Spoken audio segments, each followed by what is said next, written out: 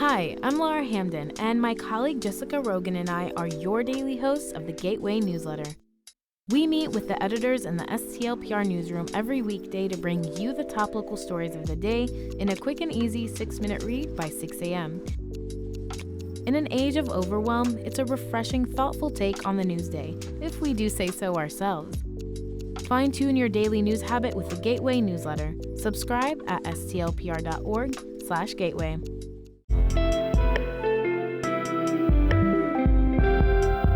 From the St. Louis Public Radio Newsroom, this is The Gateway. It's Thursday, May 28th. I'm Abby Larico.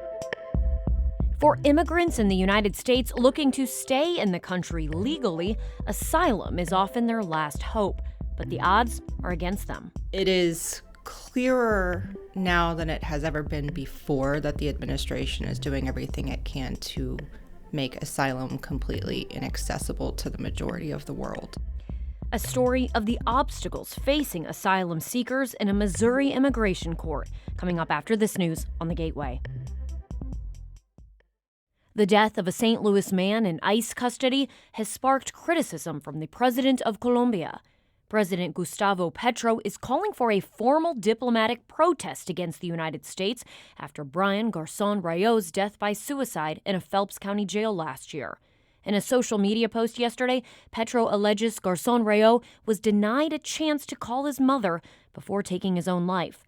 Previous reporting by St. Louis Public Radio finds the 27-year-old struggled with multiple health issues and didn't receive a required mental health screening while in custody.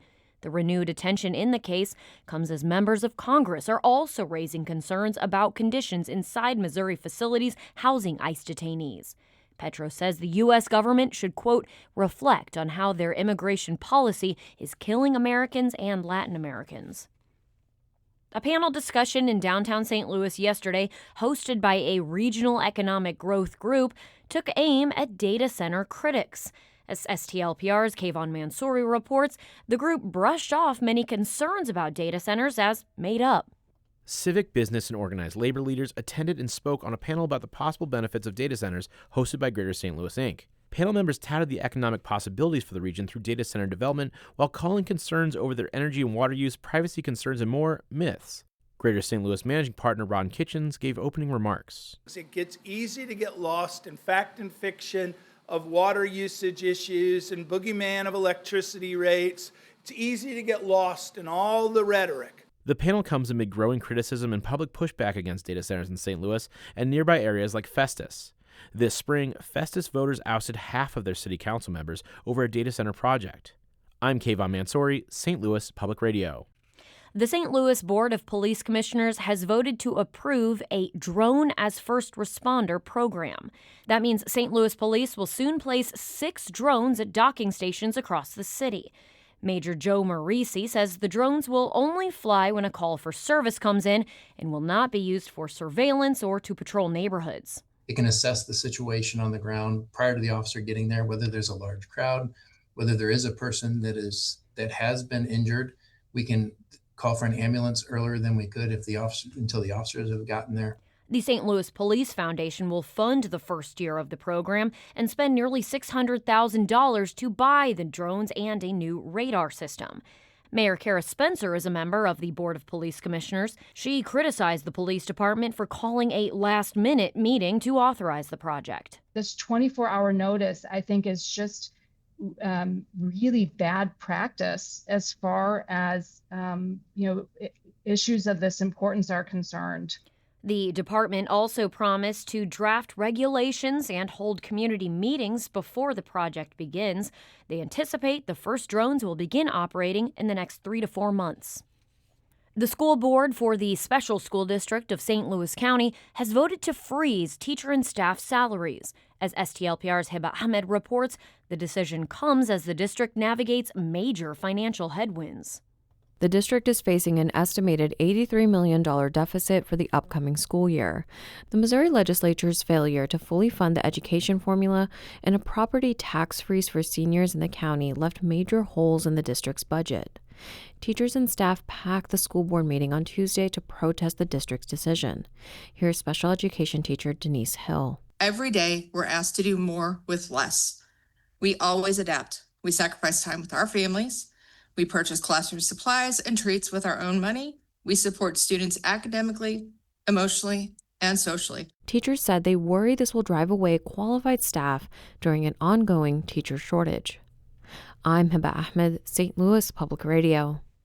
Missouri's state Supreme Court has ruled that it was legal for the state's governor to call a special session to draw new congressional maps. The NAACP had argued that the September special session in which lawmakers drew the new maps did not meet the extraordinary occasions threshold for Governor Mike Kehoe to call special legislative sessions. That's according to the Missouri Independent. But the court disagreed, affirming the governor's right to call lawmakers in at any time. This was the latest of several challenges to the 2025 map rejected by the courts. Now, opponents of the maps are waiting for Missouri's Secretary of State to certify signatures to put the new district divisions to a statewide vote. Missouri's abortion rights advocates have launched a campaign to defend a 2024 measure protecting the procedure. A measure known as Amendment 3 had put the right to an abortion in the state constitution. Now, another measure crafted by state Republicans and also called Amendment 3 would ban most abortions, as well as gender-affirming care for minors. Margot Riphagen-Dunn is the president and CEO of Planned Parenthood Great Rivers Action. She says Missourians don't want to reinstitute a near-total abortion ban. Now, those same politicians are trying to take Missouri backward by overturning the will of the voters and inserting themselves back into those personal health care decisions. Again, to clarify, a yes on Amendment 3 in 2024 had supported abortion access, while a yes on Amendment 3 in 2026 supports restricting the procedure. Voters will decide on the proposal in November. A Democratic state legislator from St. Louis County says statewide ballot initiatives have hurt his party's chances of expanding in Missouri.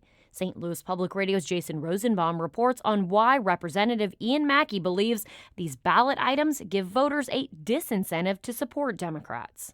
In recent years, Missouri's progressive activists have gravitated to ballot items that expanded Medicaid, legalized abortion, and raised the minimum wage. But Mackey says the focus on these statewide initiatives deprives Democrats of much-needed money and organizational help. He also says it gives voters an out on holding Republicans responsible for their policy decisions. I am so tired of all of us as voters being able to have our cake and eat it too. I am sick and tired of issues being separated from representatives in government who are sent there to represent those issues. Missourians are slated to vote on 4 ballot measures in August and up to 5 statewide proposals in November. I'm Jason Rosenbaum, St. Louis Public Radio. Mackey made those comments on Politically Speaking. You can listen to that episode at stlpr.org. St. Charles City Council member Scott Shipman has died. The city announced his passing late last week followed a long battle with cancer. Before taking the office in April, he served as a St. Charles County assessor for more than 20 years. County officials credit Shipman with modernizing the department, going paperless for data collection, and allowing residents to look up their property online. People who knew him personally call him a great man. The city of St. Charles will appoint an interim council member until they can hold a special election to fill Shipman's Ward 4 seat in November. Shipman is survived by his wife and 2 children and their families. 2 bills designed to curtail excessive rate hikes for home and auto insurance have passed the Illinois State House. Each bill prohibits insurers from imposing excessive or discriminatory rates as determined by the Illinois Department of Insurance.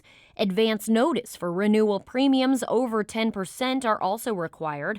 Illinois Governor J.B. Pritzker and Secretary of State Alexi Giannoulias had each advocated on behalf of one of the bills. That's despite industry backlash. Democratic Representative Thaddeus Jones of Calumet City called the homeowner insurance legislation a victory for ratepayers. This is a great bill for affordability for our consumers. This is negotiated as perfectly as we could with the industry. Republicans in both chambers largely voted against each bill, insisting the added bureaucracy jeopardizes open and competitive rates. Both bills now move to the governor's office for final approval. Popular food truck spot 9 Mile Garden is banning sports equipment.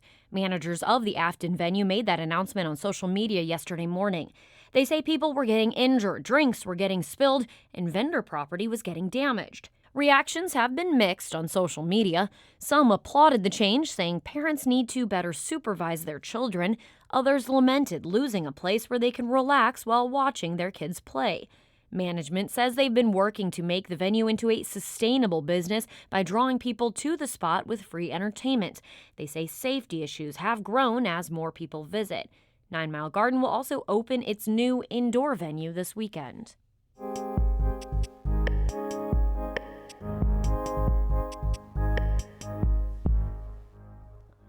Millions of immigrants apply for asylum in the United States every year, which protects them from deportation. But judges in Kansas City's immigration court deny the majority of asylum claims they consider. Reporting from the Midwest Newsroom, Salisa Kalakal explains how those long odds affect one asylum-seeking family. Ever since the Trump administration ended the humanitarian parole program for Cubans, Haitians, Nicaraguans, and Venezuelans last year, this mother of 4 living in Cass County has been stressed. The Costa Rican woman, who is a native of Nicaragua, spends most days at home because she's nervous about getting detained by Immigration and Customs Enforcement. Aquí las leyes migratorias hoy es una cosa, mañana es otra cosa. To be truthful, I haven't been able to sleep well. The Midwest Newsroom is not using her name because she fears deportation. But in March, she told me through an interpreter that she faces violence back in Costa Rica. The family immigrated in 2024 after the mother testified against a family member who was selling drugs. My plans were not to come here. Pero sí dije. First, they spent some time in Costa Rican witness protection. Then they connected with a sponsor to get to Kansas City. Es un país muy lejos. Este hombre no me va a buscar allá. But I did say, well, this country is very far, and I don't think these people are going to find me there. Entonces yo me sentí segura venirme para acá. So I felt myself safe coming here. After years of trying to protect her family, she still remembers how happy she was when she got official approval to come to the U.S. Even walking in the street, I was laughing in the street and feeling the wind in my face and smiling. So I called my mom very happy and I told her, Mom, guess what? I already received the formal invitation to go to the U.S. But now, without any legal protections, she's hanging her hopes on asylum. It means she must prove to a judge her family suffered persecution in Costa Rica, and they have a well-founded fear of harm if they return. And I'm also afraid because I know that if I go back to my country, again, I'm going to be in danger. So far, this mom and her family have spent thousands of dollars and filled out countless applications to work and stay here legally. Eventually, their case could be heard by one of 4 immigration judges in Kansas City who cover both Kansas and Missouri. Their backlog included more than 50,000 cases through March, and the Transactional Records Access Clearinghouse shows these judges have denied 95% of asylum cases so far in 2026. It is clearer now than it has ever been before that the administration is doing everything it can to make asylum completely inaccessible to the majority of the world. Immigration attorney Ginevra Alberti isn't involved in the mother of 4's case, but she says asylum seekers often wait years for a decision, and the Trump administration has cracked down on who gets asylum. It's just been kind of from all sides. They're doing everything possible to dismantle the system. And then all of a sudden, the rug is being swept out from under them. Alberti says key decisions can sometimes come down to a judge's own discretion. It's not enough for someone to say they fear persecution back home. They also have to prove it. You're dealing with people who are traumatized, for the most part, and who may have memory issues because of that, and you're holding them to this incredibly high standard of having perfect memory, which none of us have. Even routine immigration meetings have become anxious for the Cass County mother. For her youngest son's recent appointment at the U.S. Citizenship and Immigration Services office, she asked a family friend to come with her. And while everything went according to plan that day, she can't help but think of the difference asylum would make for her family. Sentiría paz. I will feel peace. Sentiría confianza, tranquilidad. I will feel calmed. But until she gets her day in front of a judge, she's on edge. For the Midwest Newsroom, I'm Celisa Kolakol in Kansas City.